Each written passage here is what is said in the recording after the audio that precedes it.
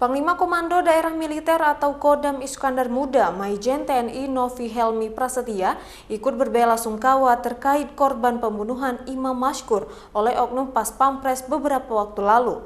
Terkait keterlibatan anggota Kodam Iskandar Muda, pihaknya masih menunggu hasil proses hukum yang sedang berjalan.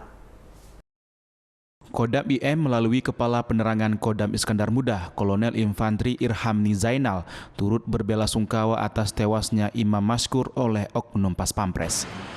Kodam IM mendukung penuh proses hukum yang tengah dilakukan oleh Pomdam Jaya, sehingga pihaknya menunggu hasil penyelidikan oleh Pomdam Jaya.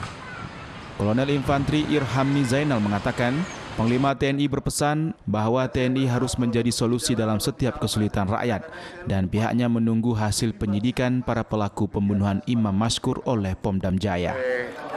Panglima TNI, oleh Bapak Kasat, oleh Bapak Pangdam Iskandar Muda, bahwasanya TNI harus menjadi solusi bagi setiap kesulitan masyarakat yang ada di sekitarnya. Serta TNI adalah dari rakyat, oleh rakyat, dan untuk rakyat. Sebelumnya berkembang bahwa 2 orang pelaku pembunuhan Imam Mashkur dari jajaran TNI merupakan prajurit Kodam IM. Namun pihak Kodam masih menunggu hasil pengembangan yang dilakukan oleh Pomdam Jaya untuk memastikan keterlibatan anggotanya. Dari Kota Banda Aceh, Topan Mustafa, iNews melaporkan.